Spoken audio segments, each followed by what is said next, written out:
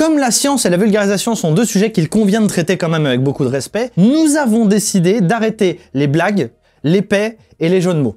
On n'est plus là pour rigoler. Aujourd'hui, nous allons donc aborder un sujet complexe avec beaucoup de calme et de respect.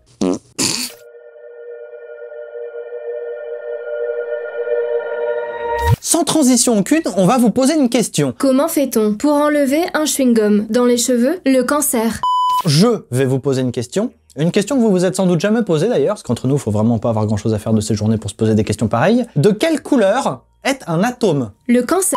Je vais peut-être répondre moi-même aux questions aussi. À première vue, on a envie de se dire, bah de la couleur de l'objet qu'il compose. Genre un atome de lingot d'or, c'est doré. Sauf que non, les atomes n'ont pas la couleur du truc qu'ils composent. Ils ont d'ailleurs pas de couleur. Et quand je dis pas de couleur, ça veut pas dire qu'ils sont blancs, gris ou noirs. Ils n'ont juste pas de couleur.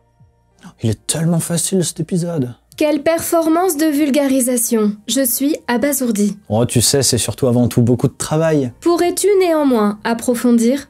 Oh, la flemme. Non, et puis en plus, c'est de la physique, j'aime pas ça. Ma prof de physique au collège, elle était horrible, alors... Approfondis, humain. Ou j'appelle ta prof de physique de collège. Je crois qu'elle a eu un vague problème de chewing-gum. Avant de rentrer dans le vif du sujet de la couleur de l'atome, quelques précisions s'imposent. D'abord, c'est quoi un atome? Un atome est un constituant de la matière. Il est une entité électriquement neutre, composée d'un noyau et d'électrons qui gravitent autour du noyau. Un atome, c'est tout petit, de l'ordre de 10 puissance moins 10 mètres. Et très léger, de l'ordre de 10 puissance moins 26 kg. Vous risquez donc pas d'en voir un à l'œil nu. D'ailleurs, c'est tellement petit que l'atome rentre dans le cadre de la physique quantique. Et comme vous le savez, la physique quantique, c'est le bordel. Pour comprendre pourquoi les atomes n'ont pas de couleur, on va rester sur notre exemple du lingot d'or. Déjà parce que je suis vénal, et que l'atome d'or, c'est ce qui compose le lingot. Et puis ça parle à tout le monde. Un lingot d'or, sans surprise, c'est composé d'atomes d'or. Parce que de toute façon, je viens de le dire. Et un atome d'or, quand on regarde certains tableaux périodiques des éléments, il est représenté en jaune. Mais en fait, c'est pas vraiment jaune. Le tableau périodique des éléments, il représente pas la vraie couleur du machin. En fait, c'est juste une représentation qui colle à notre perception et qui nous aide à travailler. Et d'ailleurs, c'est pareil pour le code CPK. CPK, qui signifie Corey, Pauling, Coulton, du nom de ses inventeurs. Heureusement qu'ils étaient pas 14. Le code CPK, il est utilisé pour identifier les éléments dans les modèles. En gros, on a donné une couleur logique aux atomes, parce que ça nous arrangeait bien, puis voilà. Ce code, vous l'avez très certainement utilisé au collège sans même savoir que ça s'appelait comme ça. L'hydrogène était représenté par une boule blanche, l'oxygène était représenté par une boule rouge, le carbone par une boule noire, etc. Ensuite, vous les assemblez et paf, ça fait des cosmopops. Et paf, ça fait des molécules. Parce qu'on n'est pas une chaîne de cuisine, je vous rappelle. Revenons-en à notre atome d'or. Dans son noyau, il y a 79 protons, 118 neutrons, et on n'en a rien à secouer. Par contre, en orbite, il y a 79 électrons, et ça nous intéresse. Bon, faut savoir qu'en vrai, un atome, ça ressemble pas à ça. C'est trop petit pour avoir une image détaillée. Non, mais je vous l'ai dit, c'est dans le cadre de la mécanique quantique. On est à une échelle subatomique, là. C'est l'échelle à laquelle Ant-Man va sauver je sais plus qui dans le film. Faut une combinaison spéciale. Moi, la mienne, elle est au pressing, je peux pas vous montrer. Ce qui nous intéresse, ce sont donc les électrons. Les électrons se trouvent autour du noyau, à des orbites très précises. Ce qui veut dire qu'ils ne peuvent pas orbiter n'importe où. Et me demandez pas pourquoi je vous ai dit que c'était de la physique quantique. Désormais, si vous avez une question à laquelle on ne comprend pas la réponse, dites-vous que c'est à cause de la physique quantique. C'est la réponse à tout. Bonjour, je suis Valentine de la chaîne Sciences de Comptoir et j'ai une question. Je vous écoute. Pourquoi le conflit israélo-palestinien? Physique quantique. Bonjour, je suis PH de la chaîne Le Point Ingénus et j'ai une question. Je vous écoute. Il y a ma meuf qui s'est barrée avec mon père, vous avez une idée de pourquoi? Vous êtes très prêt, monsieur? Quand un électron se prend un photon dans la tronche. Alors un photon, c'est une particule élémentaire de la lumière pour les buts en physique. Et bien quand l'électron se prend un photon d'une longueur d'onde très précise dans la tronche, il gagne l'énergie du photon absorbé. On dit alors que l'atome est exciteur.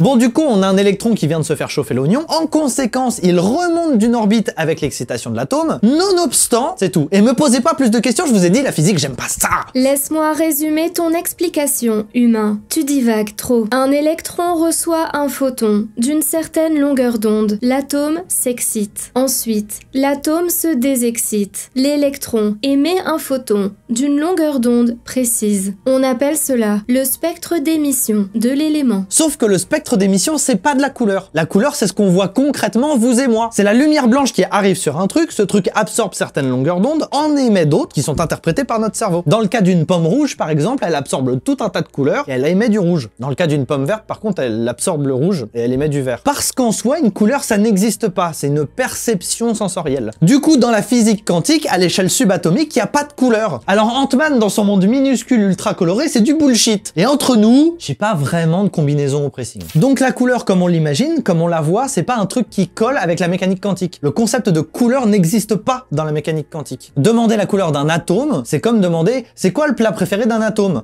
Et pourquoi les Cosmopops? Oui, bah moi j'ai déjà vu la photo d'un atome d'or prise avec un microscope à effet tunnel, et bah franchement, c'était jaune. Oui mais non. Sur cette photo là, qu'on peut pas vous montrer parce qu'on n'a pas eu les droits du CNRS, mais que du coup vous pouvez trouver par vous-même parce que bon, faites un effort, eh bien on peut voir des espèces de billes jaunes rangées toutes les unes à côté des autres, tellement bien rangées qu'on dirait les alvéoles d'une ruche. Sauf qu'en fait ça c'est comme les photos des trucs qu'on voit dans le ciel au télescope spatial, c'est pas les vraies couleurs. Cette photo pas là, on l'a recolorisée pour que ça colle à notre perception de la réalité. On n'allait pas la recoloriser en terracotta. Et d'ailleurs c'est même pas une photo. Cette pas photo là, que vous voyez pas parce qu'on n'a pas eu les droits, on devrait plutôt dire que c'est une reconstitution d'atomes d'or. Et ça a été fait grâce à un microscope à effet tunnel. Ce genre de microscope, c'est pas un microscope avec une lentille comme on avait au collège. C'est une petite pointe minuscule qui mesure quelques atomes de large à son extrémité. Ça me rappelle quelqu'un. Par rapport à sa bite. Cette petite pointe, elle va sonder la surface de l'objet qu'on étudie et un courant électrique va passer entre les atomes de la pointe et ceux de l'échantillon. C'est ça, l'effet tunnel. L'échantillon, lui au moins, il a senti quelque chose. J'ai bien fait de partir avec son père. Les variations du courant vont permettre de faire une espèce de cartographie du relief de l'objet. Ça va reconstituer une image. À aucun moment, on va capturer de la lumière dans le procédé. Donc on colorise comme ça nous arrange, et en l'occurrence, ça nous arrange bien de mettre du jaune pour des atomes d'or. C'est grosso modo le même principe que le braille. Vous passez votre doigt sur les petites bosses et donc vous pouvez lire parce que vous sentez des trucs. Ah mais j'aurais peut-être dû lui apprendre le braille. Voilà, donc maintenant vous savez pourquoi les atomes n'ont pas de couleur et pourquoi ils n'ont pas la couleur du truc qu'ils composent. Et je sais pas comment vous en êtes arrivé à vous poser cette question, mais vous avez quand même pas grand chose à faire de vos journées. Et comme vous avez pas grand chose à faire, peut-être que vous pourriez, je sais pas, vous abonner. Et puis bah merci, parce que si on est sur une saison 4, et bah c'est quand même pas mal grâce à vous. Donc merci beaucoup. Très, nonobstant néanmoins.